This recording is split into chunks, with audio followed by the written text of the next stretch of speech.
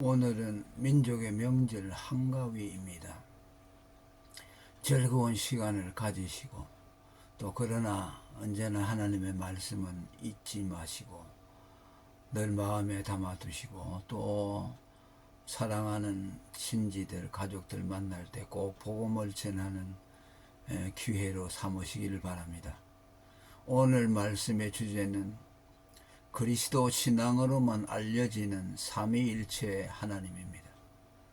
역사적으로 현존했던 신앙 부류들을 고찰하고 그것들에 빗대어 기독교를 반추하고자 합니다.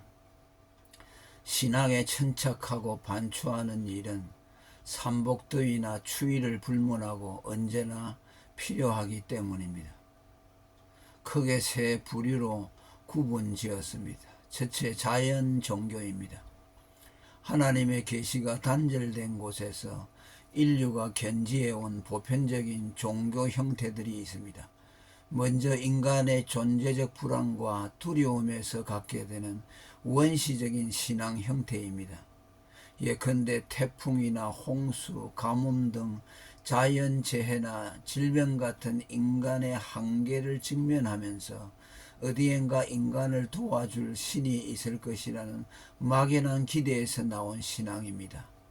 애니미즘, 샤머니즘 신앙을 비롯해 헬라 신화의 신개념들이 그것입니다.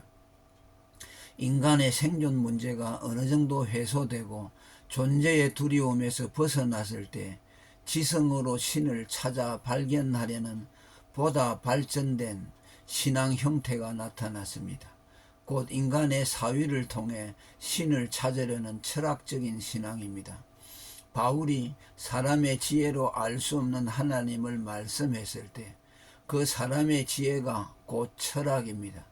혹자는 철학을 종교와 분리하나 철학의 궁극적인 목적이 신을 찾는 것이라고 볼 때 철학을 종교의 범주에 넣어도 무리가 없습니다.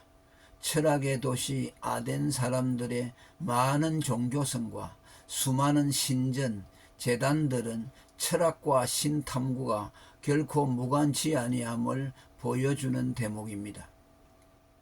또 하나가 경전과 교리가 구비되어 학습이 가능한 고등종교 혹은 유일신 종교입니다. 대표적인 것들이 불교, 이슬람교, 유대교 등이며 오랜 전통과 역사성을 갖고 있습니다. 이들의 신앙은 대개 오랜 시간 반복적인 학습을 통해 형성되며 이들에게 신앙은 극히 자연스럽습니다.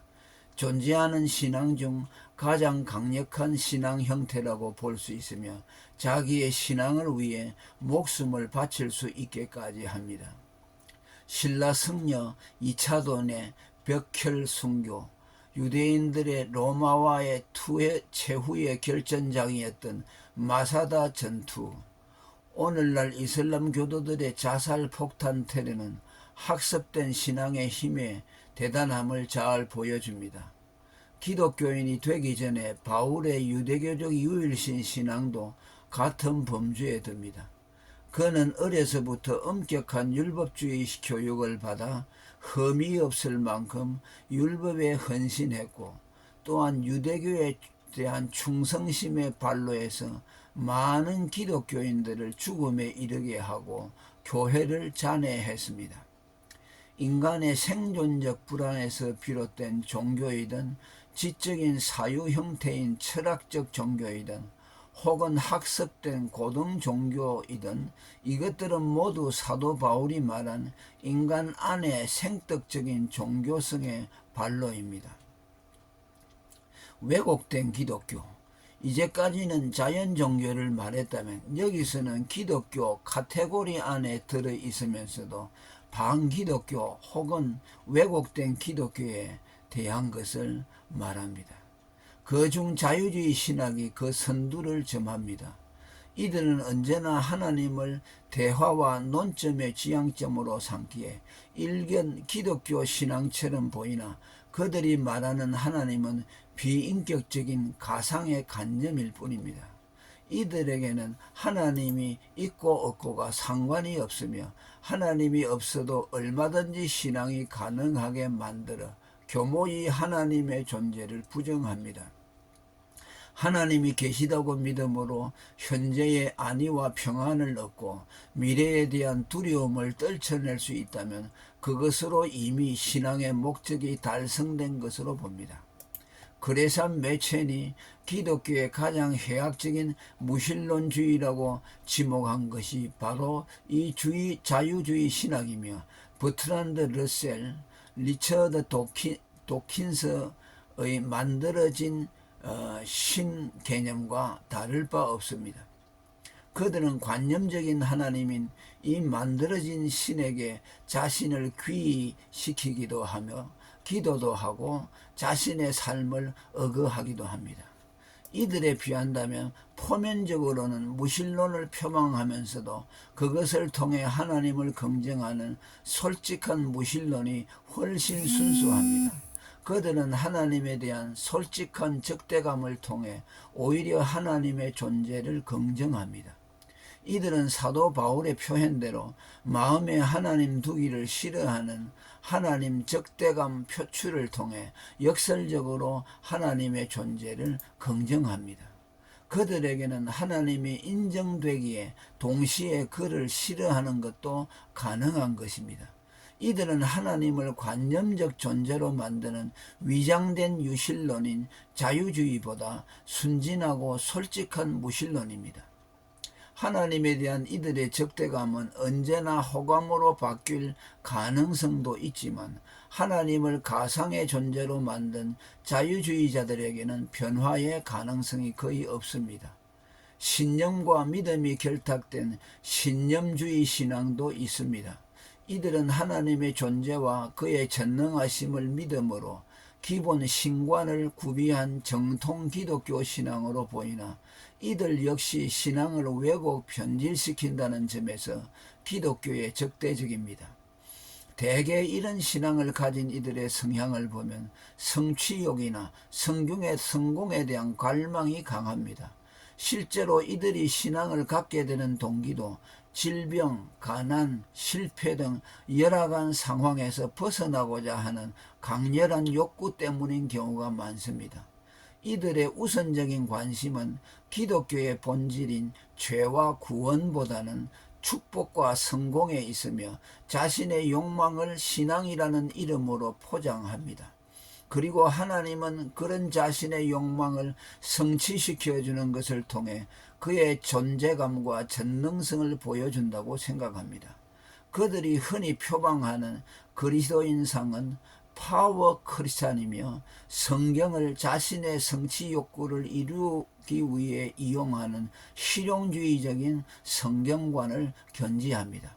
그러다 보니 자연히 성경 자체의 계시에 귀 기울이기보다는 자신들의 성취 욕구에 부합하는 성경 구절들을 편취합니다. 이들에게 제일 인기 있는 성경은 대개 내 믿음대로 되리라, 믿는 자에게는 능치 못할 일이 없다, 꿈이 없는 백성은 망한다 같은 구절들입니다. 이런 신앙 형태는 경제적 풍요를 구가하는 선진국보다는 경제적 부와 발전의 목마름을 가진 제3세계 개발도상국에서 흔히 발견됩니다. 이들은 신앙을 통해 자기들의 욕망을 성취한 후에는 당연히 신앙의 열정도 퇴색됩니다. 이런 사례는 멀리 갈 것도 없이 근래 50여 년 한국의 기독교 역사에서도 발견됩니다. 오늘 한국 교회의 세속화와 퇴보는 이런 성공신앙에 빚지고 있다고 보는 데는 이견이 없습니다. 계시신앙입니다. 대개 누구든 하나님은 인간이 찾아와 발견할 수 없는 온전히 하나님의 자기 계시로만 알려진다는 계시신앙을 표방하고 나오면 두말 없이 정통신앙으로 인정합니다. 이는 이것이 기독교를 특정짓는 중요한 분기점이 되기 때문입니다. 그러나 믿음으로 하나님을 알게 된다는 계시신앙에도 두 종류가 있으며 이 둘의 진위를 발견하는 데는 일반 그리스도인들은 물론 목회자들조차도 쉽지가 않습니다. 그 하나가 믿음을 계시인 동시에 하나님 인식을 열어주는 심리적 작용으로도 보므로 믿음을 계시와 심리주의의 통합점으로 간주하는 계시 심리 신앙입니다. 이는 나는 알기 위해 믿는다고 한 어거스틴과 안셀무스의 신앙 인식론의 영향과도 유관해 보입니다. 루터처럼 계시를 그리스도 신앙에 한정짓지 않고 두루뭉실하게 믿음에 의존시킴으로써 계시의 심리적 작용이 끼어들 여지를 마련해 주었습니다. 그리고 계시의 심리적 작용이 끼어들 때 믿음은 암시로 전락될 위험이 생깁니다. 예컨대 믿음으로 모든 세계가 하나님의 말씀으로 지어진 줄을 우리가 아나니 히브리서 11장 3절 말씀이 모든 세계가 하나님의 말씀으로 지어졌다는 것을 믿으면 그렇다고 여겨진다 라거나 또는 하나님이 계시다고 믿으면 하나님이 계신 것으로 여겨지고 안 계신다고 믿으면 안 계신다고 여겨진다는 암시신앙이 됩니다. 이렇게 계시의 심리작용이 첨가될 때 오늘날 많은 비판을 받고 있는 심리학에 물든 기독교가 되고 맙니다. 그리고 이렇게 심리장욕에 물든 왜곡된 믿음 인식으로는 정확한 삼위일체 하나님 인식에 이르지 못하며 그러한 왜곡된 하나님 인식으로는 신앙이 언제나 장님 코끼리 만지듯 모호합니다. 계시의 심리의 도움을 받아 믿음을 완성하려고 했던 의도와는 달리 오히려 심리로 인해 계시가 흐리게 됩니다.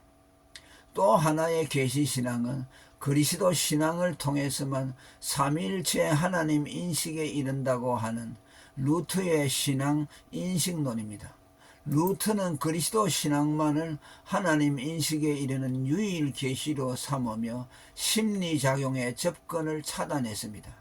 이러한 루트의 그리스도 중심 신학이 칼 바르트 같은 괴물을 만들어냈다는 비판도 받지만 루트가 하나님에 대한 계시를 엄격하게 그리스도 신앙으로 한정지어 계시의 심리작용에 접근을 허락하지 않음으로써 믿음이 심리에 의해 조작될 가능성을 원천적으로 차단한 것은 그의 큰 업적입니다.